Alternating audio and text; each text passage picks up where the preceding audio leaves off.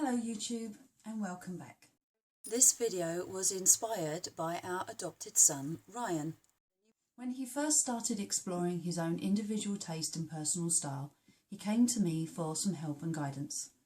The first thing I did was to give him a pair of bondage trousers that had been languishing unworn in the bottom of my wardrobe for a couple of years.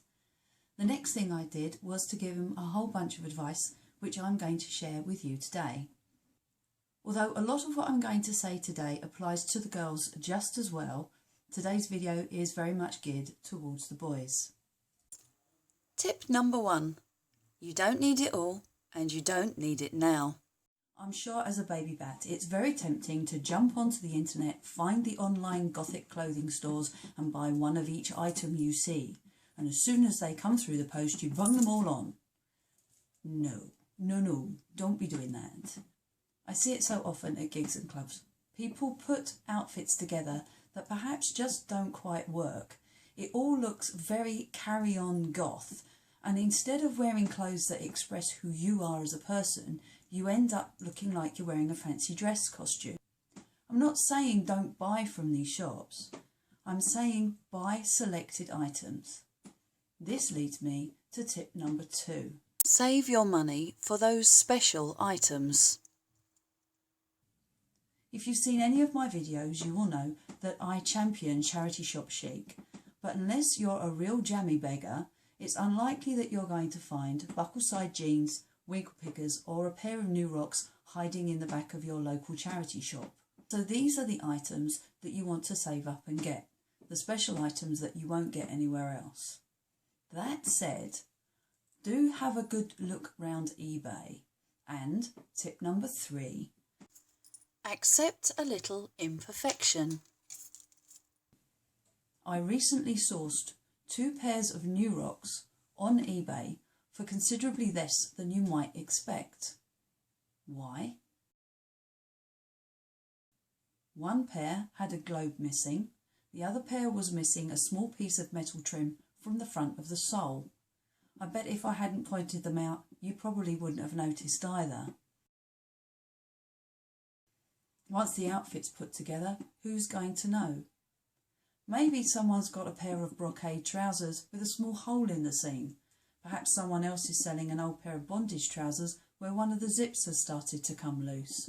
These are relatively simple fixes, and if you can't sew, ask around. I'm sure there's somebody that you know who will help you out if you ask them nicely. On to my next tip. Use what you already have.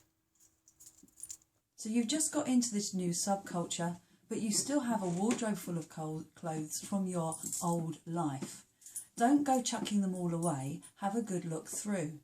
You may own the most comfortable, well-fitting, well-cut pair of jeans in the world, they just happen to be blue.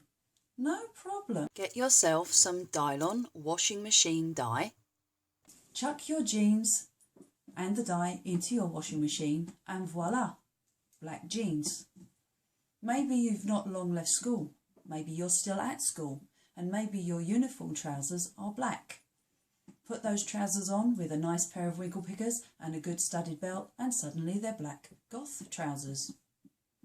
You may have a number of white school shirts still lurking in your cupboard. There's lots you can do with these. Lose the tie and get yourself a cravat. You don't have a cravat? That's fine. Ask Mum if she's got any old black scarves lying around. This is a long, narrow scarf that I'm tying exactly as you would do a tie, and it gives you a cravat kind of look.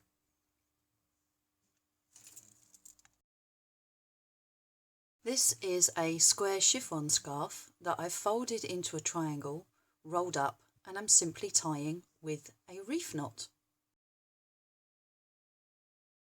Don't fancy any kind of tie? How about a brooch? Or maybe a necklace? Or get a bit country and try a bolo. Perhaps you want to channel your inner Civil War officer and wear a gorget. This necklace was one I picked up in Poundland of all places, and the shirt came from a second-hand shop. Tip number 5. Make Gothic style your style. There's absolutely nothing wrong with being inspired by other people, but the whole point of the Gothic look is for you to be expressing yourself. You're hardly an individual if you are dressed from head to toe exactly the same as the model from the online clothing store. You got everything. This lovely picture is of my husband and our adopted son. As you can see, hubby likes the vampire cowboy look, similar to Black Hat from the film Priest. I think you'll agree he does it very well. Whereas Ryan prefers the more formal Vicwardian approach, similar to Blue Tangle's Chris Pole. In this photo, you can see how, just by changing a couple of little details, you can make the same outfit look completely different. Tip number 6. Shop smart. With it being the run-up to Christmas, a lot of the charity shops will be full of very nice tuxedo jackets and dinner suits that one is expected to wear to those posh Christmas do's.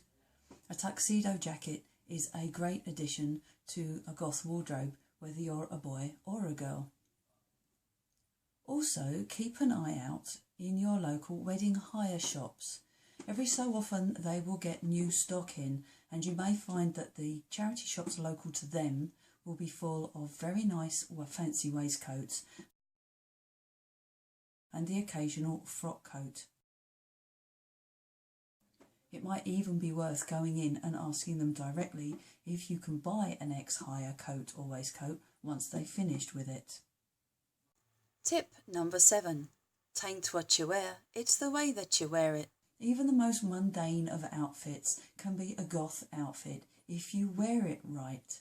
Choose the right accessories, do your hair, fix your makeup, and suddenly, voila, a regular boring old suit is now a goth suit. Last but not least, have fun.